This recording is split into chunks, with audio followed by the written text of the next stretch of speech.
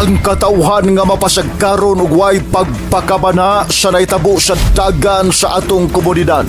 Mo'y makafukan sa kagawasan sa demokrasya. Apan ang katauhan nga maalabon mo'y makahatag kusog o kabag-uhan sa atong nasod. Lungsod, ikaw ang maghukom. Programang isgutan ang tanang katikaran sa atong probinsya ug syudad. Programang magpakabana sa kabus ug nilupigan. Programang gibugna alang sa katauhan. Programang alang sa kalambuan sa tanan. Tungod niini, nahibo kining maong program. Ang programang Lungsod, ikaw ang maghukom. Lungsod, ikaw ang maghukom. May gala maayong adlaw. Naimutang na ta sa usa ka sitwasyon nga dili na pwede pa nga magpuyo lang ta sa kalisod. Ang mga nangulo sa Department of Labor and Employment kun DOLE o National Wage and Productivity Commission kun WPC nag-ingon nga wala pa'y urgent ground para itaas ang sahod sa mga manggagawa. Wala nila makita ang atong sitwasyon.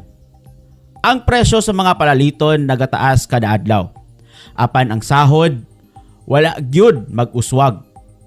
Pila pa ka tuig ang mag-agi, pero ang kalisod sa mga mamumuo wala pa gyud nasulbad. Bisan pa ang gobyerno nag-ingon nga kinahanglan sabton ang kahimtang sa mga negosyo, pero asa ang atong mga manggagawa o mamumuo nga naghatag og oras ug kahago para sa ilang pamilya. Kinsa man ang nag-atiman sa ilang panginahanglan, wala ba nila makita nga ang sahod o ang suhulan nga kasamtangang nadawat sa mga trabahante dili na igo para matagbaw sa mga kinahanglanon? Kung ang gobyerno magpabilin sa pagtan-aw lang sa negosyo, unsa pa ang mamahimong output sa mga pamilya nga nagsakripisyo? Sumala pa sa usa ka session nga gipahigayon sa Congress nga anaa sa 118K o 118,000 matag bulan ang sweldo sa mga naglingkod sa pwesto. Yusek Adriano, magkano po ang salary grade ng isang undersecretary sa DOF po? Salary grade 30, Mr. Chair. Okay po, magkano po per month yun? For salary grade 30, that is 218,237. 218,000 po. Magkano po salary grade nyo, Director? 26. Magkano po per month yun? That would be 37. 137. Ayun po ang punto ko, Mr. Chair. Karamihan ho, ang mga opisyal ho natin, kumikita, sumasahod, 200,000, 300,000 kada buwan. Kaya hindi nila alam mabuhay gaya ng isang minimum wage earner, lalong-lalo sa panahon ngayon na may krisis tayo. At ang maririnig natin sa economic managers, bigyan na lang ng ayuda ang mga minimum wage earners kaysa itaas yung sahod nila. Ganyan ka-detached sa realidad ang mga economic managers natin. Maraming salamat po, Mr. Chair. Diri na to makita nga wala kahibalo kung unsa ang nahitabo sa ground. Kana og tinuod nga wala sila kahibalo o nagpakabutabungol na lang. Ang gobyerno maghimo og desisyon alang sa kalambuan sa negosyo.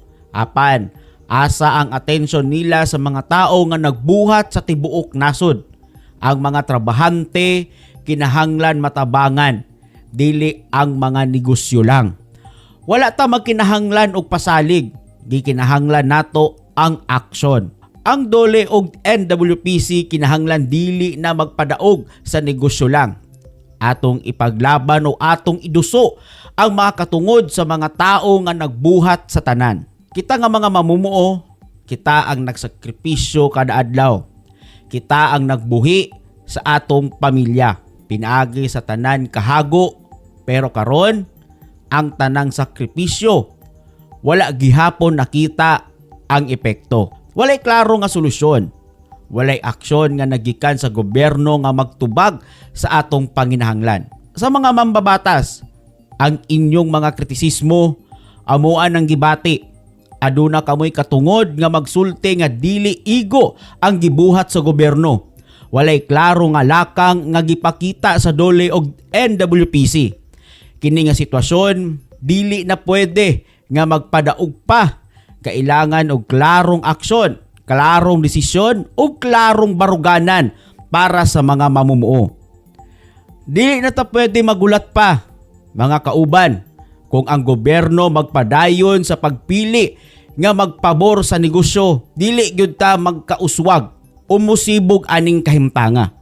Mag-iusa ta og ipaglaban ang mga suhulan nga angay sa mga trabahante. ang kasamtangang sahod dili igo para matugunan ang mga panginahanglanon. Ang gobyerno dapat makabalo nga ang mga tao ang kinahanglan nilang atimanon, dili ang negosyo lang. Mga mamumuo, magiusa ta sa pagpanalipod sa atong mga katungod. Kung gusto nato nga mahatagan ta og suporta, kinahanglan magtinabangay kita. Dili lang negosyo ang dapat tutukan, kundi ang kinabuhi sa mga individual nga mga mamumuo nga nagbuhat sa tanan. Ang gobyerno kinahanglan magbuhat og aksyon para sa atong tanan. Dili lang sa negosyo, magkaiusa ta og ipaglaban o iduso ang atong mga katungod og panginahanglan. Lungsod, ikaw ang maghukom. Zampan News FM.